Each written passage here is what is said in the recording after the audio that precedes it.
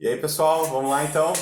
O nosso último vídeo, aula número 15, sobre método de separação de misturas para misturas homogêneas, né? Então, lembrando, as misturas homogêneas são separadas por processos de destilação. A aula passada a gente ficou na destilação simples, que normalmente ele é usado para uma mistura de um sólido dissolvido em água, onde a gente fez sal dissolvido em água, né? Então ele precisa que as substâncias tenham uma diferença muito grande assim de temperatura de ebulição, certo? Agora a gente usa um outro processo de destilação, que é a destilação fracionada, onde daí existe naquele desenho parecido com o da aula passada uma coluna de fracionamento. É nela que vai acontecer a separação das substâncias, certo? Quando que a gente usa esse processo de destilação fracionada? Quando a gente tem uma mistura de líquidos, né? Então eu tenho líquidos que se misturam e essas substâncias eles têm temperaturas de ebulições muito próximas, não é tão distante quanto na destilação simples.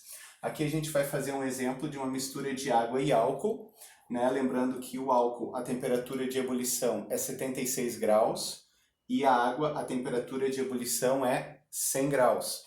Então, ela só é possível porque existe essa coluna de fracionamento, que eu vou explicar para vocês como é que funciona, ok?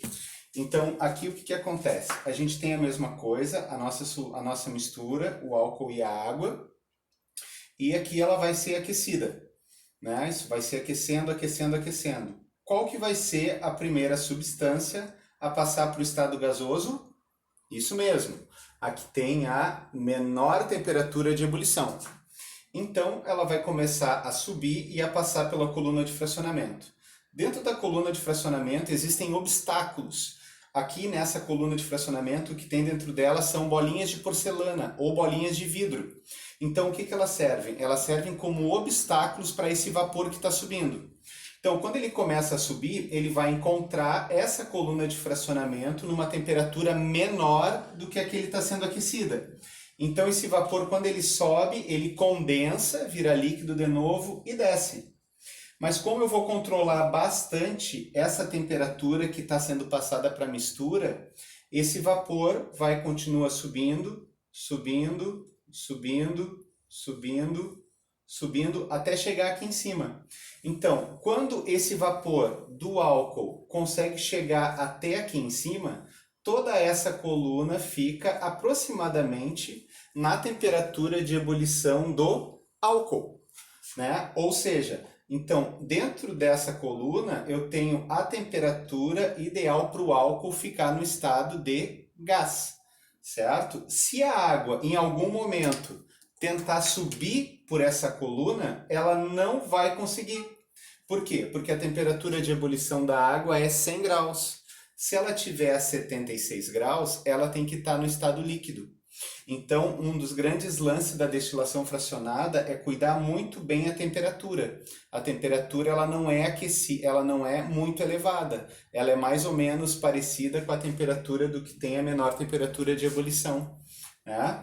Então, o processo restante é igual da outra destilação simples, né? Quando o álcool começar a chegar aqui em cima, ele vai passar pelo condensador.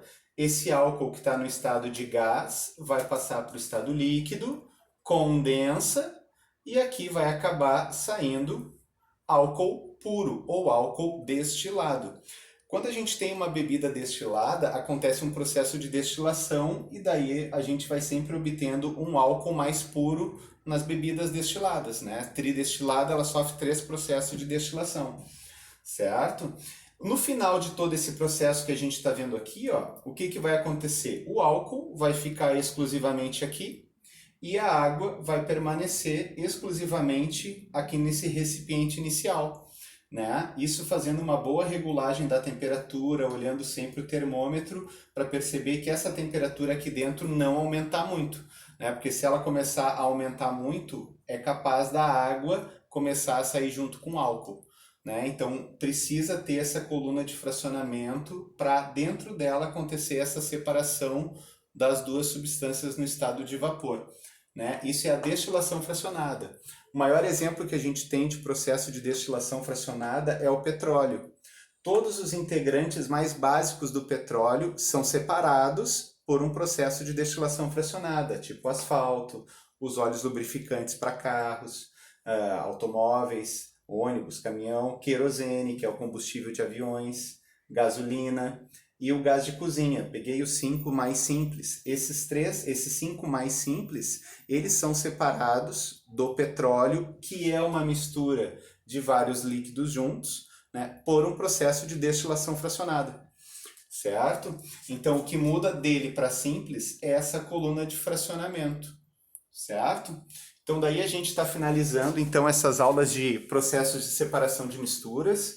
Então, lá no portal vai ficar colocado para vocês uma atividade sobre esses métodos de separação, que até daí sexta-feira, agora, próxima, vocês deixem elas no caderno resolvida ou publiquem de novo a atividade lá no portal, porque isso depois a gente vai acompanhando esses exercícios de vocês e depois provavelmente a gente vai atrelar alguma nota a essas atividades, ok?